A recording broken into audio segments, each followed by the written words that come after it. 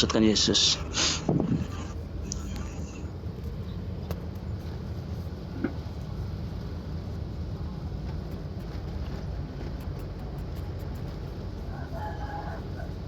Ini jangan.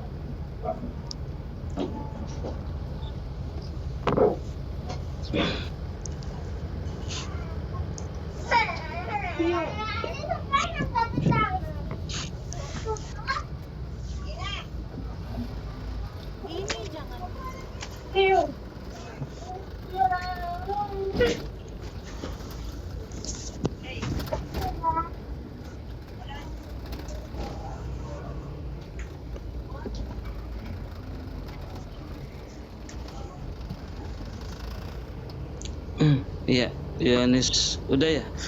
Udah baca ya? Yohanes 17 21. Yohanes 17 21. Nanti pasti kita semua akan ngerti di situ. Silakan. ya.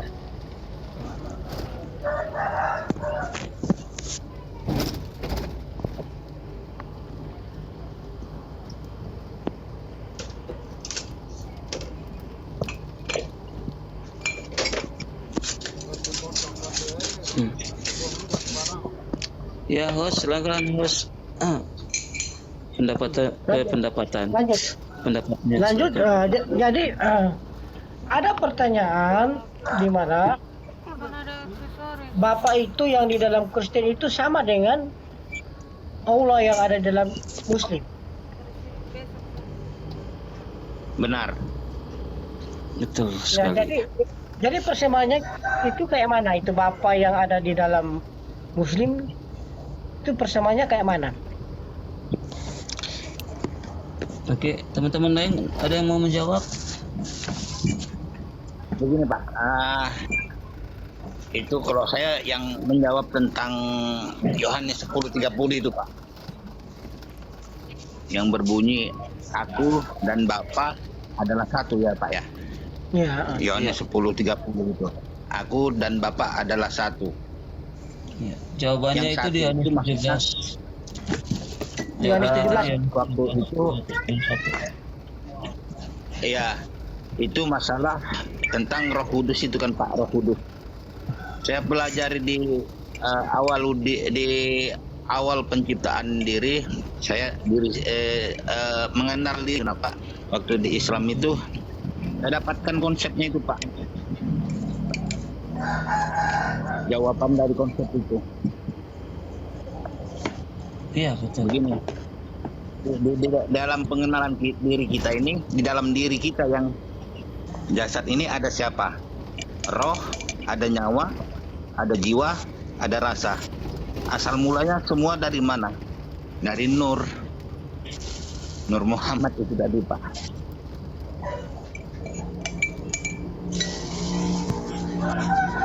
Di dalam diri itu ada namanya Nur, 4 Nur.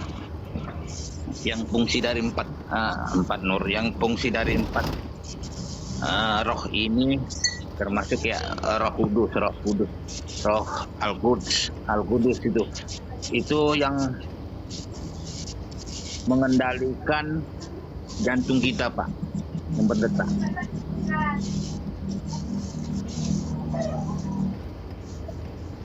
Yang mengendalikan jantung kita berdetak, yang mengendalikan rambut kita yang tadi pendek makin berpanjang, itu apa maksudnya?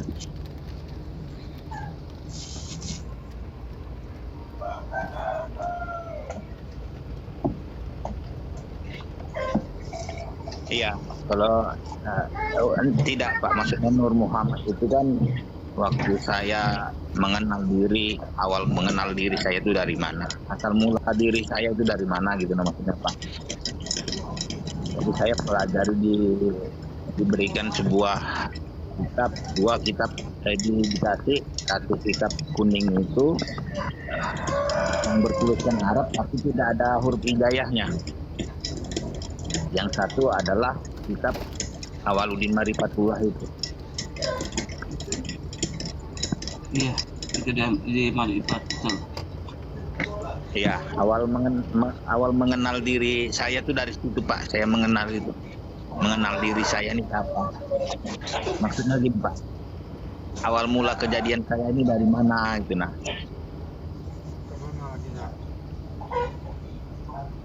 Dari jasad saya dari mana unsurnya,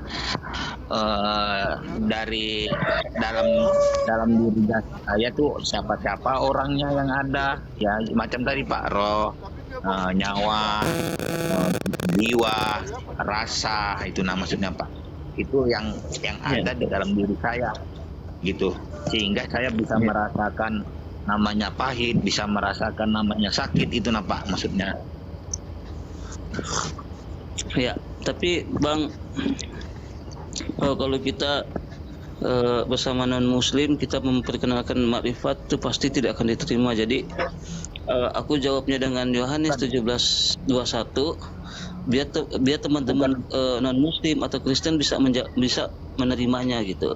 Kalau kita jawab secara makrifat ya pasti mereka nggak terima, karena kan mereka belum meyakini Islam itu. Itu masalahnya Bang. Ya. Enggak, maksudnya saya itu bukan jalur saya itu bukan ke marifat, bukan Pak. Maksudnya mengenal diri kita sendiri dulu gitu nah Pak. Asal mula diri kita sendiri ini dari mana gitu nah Pak. Betul. Jasad kita, kenapa ada roh kita, dari mana itu asalnya gitu nah maksudnya saya itu Pak. Iya. Ya, jadi di Yohanes 30 ya. Di Yohanes 10:30 itu menjelaskan bahwa misalnya Yesus itu dan Bapa itu adalah satu misi. Di Yohanes 30:34 itu kalau kita buka di TL bahwasanya semua utusan itu disebut firman. Ya kan? Yesus klarifikasi di situ. Ya. Di Yohanes 17:21 Yesus mengatakan agar Bapa menjadi satu bersama kita. Itu maksudnya satu misi. Bersama kita ini orang banyak. Itu dimaksudkan orang satu banyak. misi. Iya betul. Satu misi, maksudnya apa ya? Satu misi itu ya. Iya. Jadi satu pekerjaan, apa pekerjaan Bapa itu yang harus dilakukan oleh Yesus dan Yesus sampaikan kepada umatnya. Makanya di Yohanes 17 ayat 8 Yesus katakan, sebab segala firman yang telah engkau sampaikan kepada aku telah kusampaikan kepada mereka. Apakah firman ini? Itulah firman pekerjaan-pekerjaan yang harus umat manusia ini lakukan yang Bapak sampaikan melalui Yesus, itu maksud. Iya. Melalui apa yang diucapkan Yesus tadi itu maksudnya Pak ya. Karena sejatinya Yesus adalah Nabi.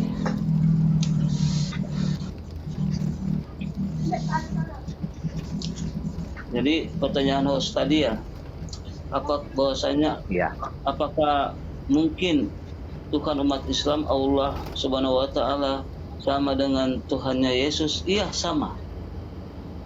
Ketika Yesus mengatakan Allah itu tidak bisa dilihat, suaranya pun tidak bisa didengar, itulah Allah kita. Ketika Yesus mengatakan dia menyerahkan nyawanya, ya kan, kepada Allah, dia menyerahkan nyawanya. Nah, itulah Islam. Yang disebut Muslim, jadi host yang disebut Muslim itu ialah orang yang berserah diri, menyerahkan hidup dan matinya itu kepada Tuhan. Betul sekali. Berpasrah diri kan gitu Pak. Gitu maksudnya kan. Iya. Itulah arti Muslim. Artinya Muslim orang yang berserah diri. Jadi hidup dan matinya itu diserahkan kepada Tuhan yang mencipta. Yang mencipta. Iya.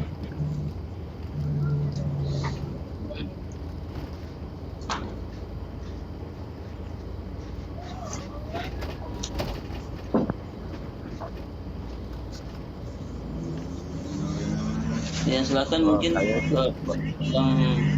yang ada pertanyaan atau host, silakan.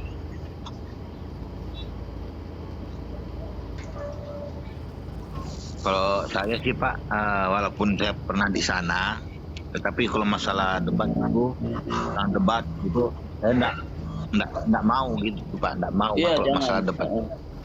Diskusi santai aja kita. Iya, betul. Cuma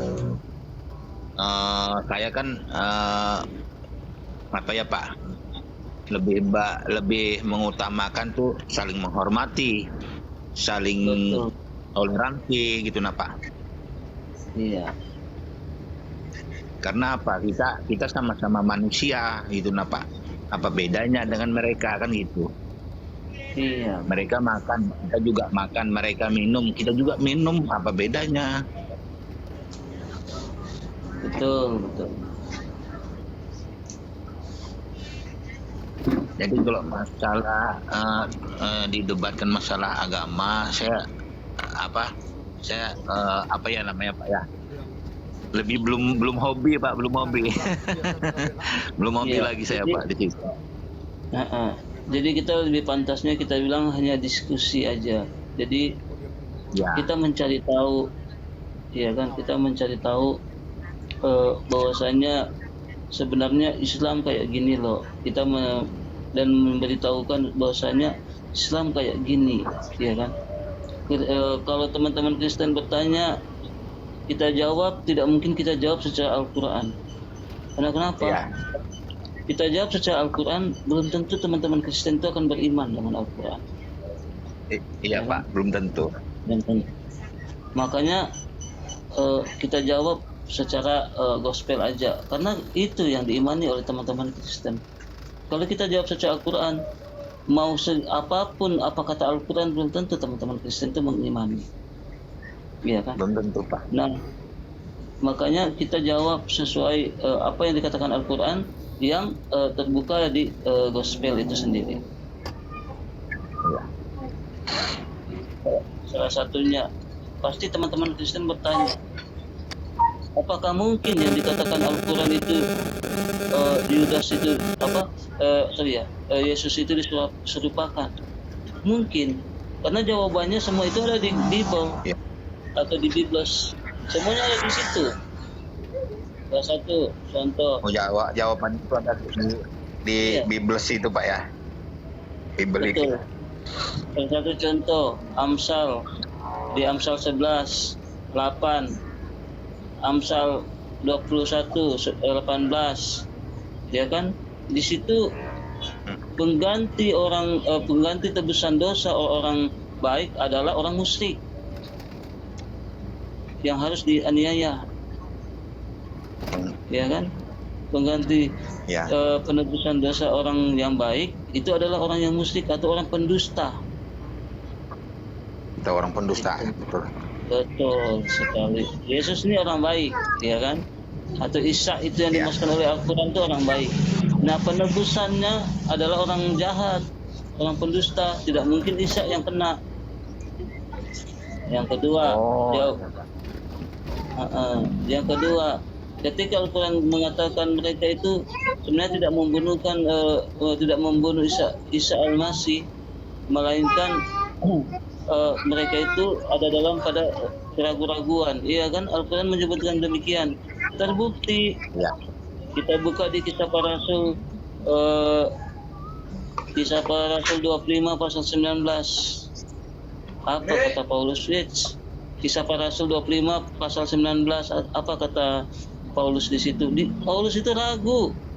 Mereka itu saling berbantah-bantahan di situ, dan Paulus sendiri ragu dengan kematian Yesus. Salah nggak? Dan kematian yang di orang yang disalib tadi itu Pak ya. Betul sekali. Makanya ketika di Matius 7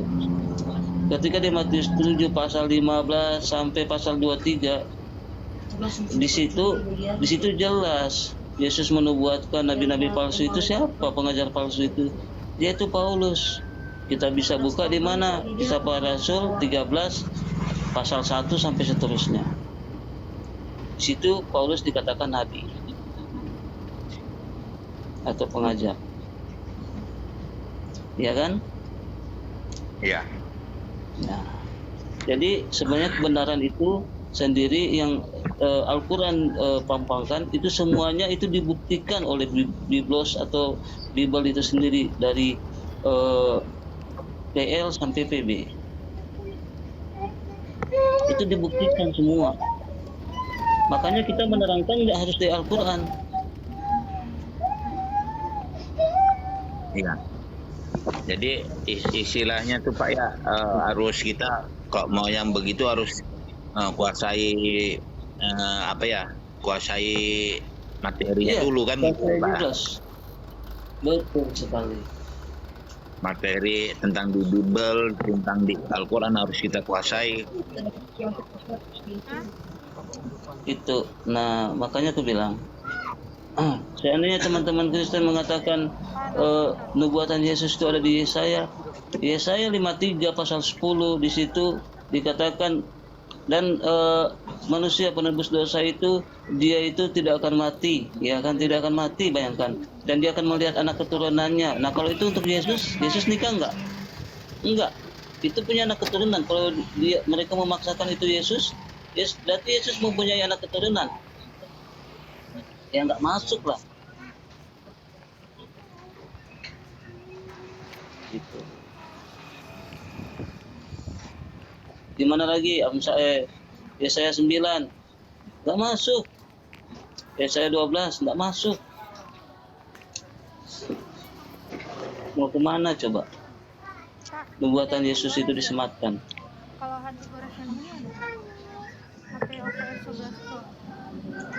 Bahkan orang Yahudi yang mengenal Torah itu secara Nevi'im, Ketubim, mereka itu tidak pernah mengenal ada nubuatan Yesus di situ.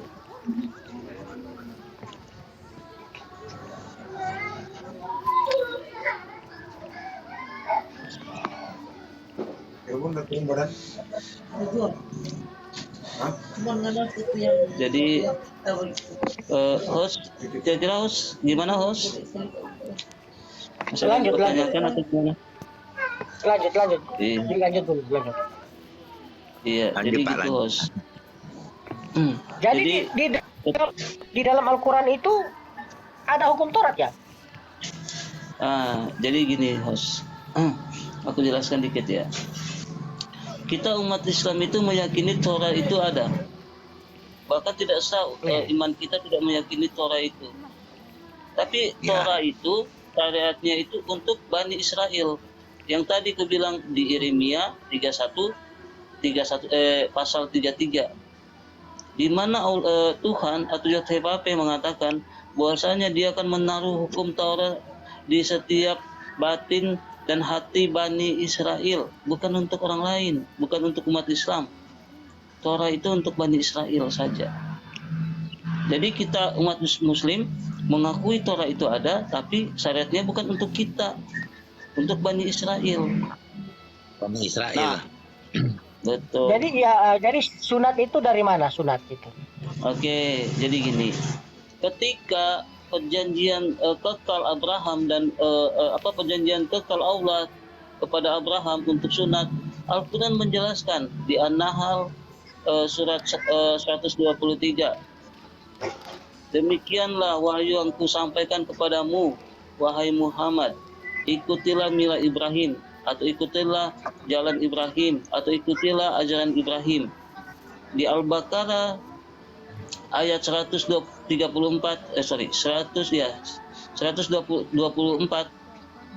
di situ dikatakan juga bahwasanya kita harus mengikuti itu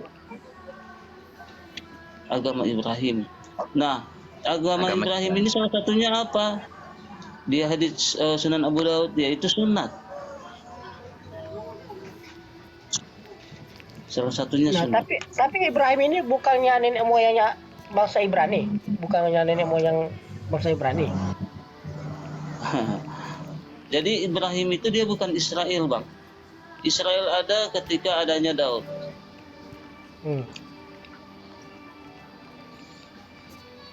Ibrahim itu bukan Israel. Soalnya dalam kitab Kristen ada itu nenek moyangnya mereka itulah Abraham. Betul. Nenek moyang Israel itu adalah Abraham, tapi Abraham bukan Israel. Tuh. Nanti abang coba buka Biblos, abang baca apakah Abraham itu udah ada di zaman ketika terbentuknya Israel? Belum. Israel itu ketika anak cucu Daud. Iya, betul sekali. Yakub. Yakub, betul sekali. Penyebutannya Israel kan dari Yakub. Betul ya kan? Sekali. Memang kalau Ibrahim ini kan dari tanah Ur Kasdim kan? Iya, iya. Hmm. Nah, Cuma dia lanjut. iya. Nah, jadi kita Muslim, kita mengikuti sunat itu, iya kan? Nah, kalau seandainya kita mengikuti sunat pun itu garis keturunan dari Ismail ada kan, dari Ibrahim. Iya. Nah, makanya kita mengikuti sunat, Bang. Karena kenapa? Allah itu menganjurkan itu. Itu tadi di An-Nahl dan di Al-Baqarah tadi. Jadi kita umat Muslim melakukan itu. Nah, yang lucunya kemudian ketika datang Kristen mengaku pengikut Yesus, kenapa dia hendak melakukan sunat? Kenapa Paulus tidak mengajarkan sunat untuk umatnya? Justru ajaran Paulus itu bertentangan dengan ajaran Yesus. Di Lukas 16 pasal 17, Yesus menekankan hukum Torah itu. Yaitu apa? Salah satu daripada hukum Torah itu sunat. Kenapa Paulus membatalkan itu? Coba. Tapi ya sunat ini berarti sama dengan ajaran Ibrani berarti ya? Kalau mengikuti Kristen. Ya. Betul sekali. Orang Israel itu diwajibkan sunat. Karena itu adalah perjanjian kekal. Yesus sunat kan, Pak? Di Lukas 22:21. Oke, Yesus sunat. Kenapa yang menuhankan Yesus tidak sunat? Pertanyaannya kan gitu jadinya. Iya. Yang mengikuti Yesus kenapa nggak sunat? Ya kan? Sementara di Yohanes 14 pasal 12 Yesus bilang, orang yang mengenal aku pasti akan mengikuti pekerjaan-pekerjaanku, dan bahkan dia akan mengerjakan pekerjaan yang lebih besar daripada diriku, ya kan? Berarti kalau orang yang mengenal Yesus pasti dia akan sunat. Mustahil dia tidak akan sunat, ya kan? Nah, itulah Bang. Iya benar. Lalu ini Nabi Muhammad sunat atau tidak? Oke, ada beberapa riwayat yang mengatakan bahwasanya pada kala itu Nabi Muhammad itu disunat, dan ada beberapa hadis juga yang mengatakan bahwa Nabi Muhammad mengatakan bahwasanya dia disunat semenjak di kandungan ibunya. Ya kan? Seandainya kalau ada yang mengatakan mana data Nabi Muhammad sunat, aku juga bisa mengatakan mana data Musa sunat. Musa yang menuliskan hukum sunat itu, kenapa nggak ada data bahwasanya Musa sunat? Bukan berarti Musa tidak sunat. Kalau dia membawakan hukum sunat, pastinya dia sunat. Demikian juga baginda Muhammad SAW. Gitu Bang. Iya. Itu sunat. Ya. Karena Musa itu sunat, dia kitab sunat. Karena waktu umur berapa bulan itu kan peristiwa pembunuhan anak kan waktu itu. Jadi Musa kan dibunuh kan? Iya. Tapi data secara konkretnya bahwa dituliskan Musa sunat nggak ada Bang. Iya. Iya. Demikian juga Muhammad. Karena mereka itu udah pasti sunat karena mereka membawa ajaran itu. Nggak mungkin yang membawa ajaran itu tidak sunat kan gitu ya. Logikanya kayak gitu. Iya. Ya, makasih ya Bang ya, semuanya Abang dan juga semuanya. Ngobrol. Iya. Ngobrol kita. Ngobrol. Iya. Jadi nanti pandangan ya, mungkin nanti aku balik lagi Bang, nanti lanjut dulu dengan teman-teman yang lain. Semoga mudah-mudahan Abang diberikan hidayah, mudah-mudahan Abang mengenal Islam itu lebih dekat. Silakan Abang pelajari gospel itu, cari tahu siapa Yesus menurut Yesus. Itu aja dulu. Ya Bang ya. Oke, siap. Terima kasih Bang ya. Oke, makasih Bang. Udah izinkan aku Komal di sini nanti. Ya, sama-sama. Jalan-jalan juga di Komalku. Oke. Ya.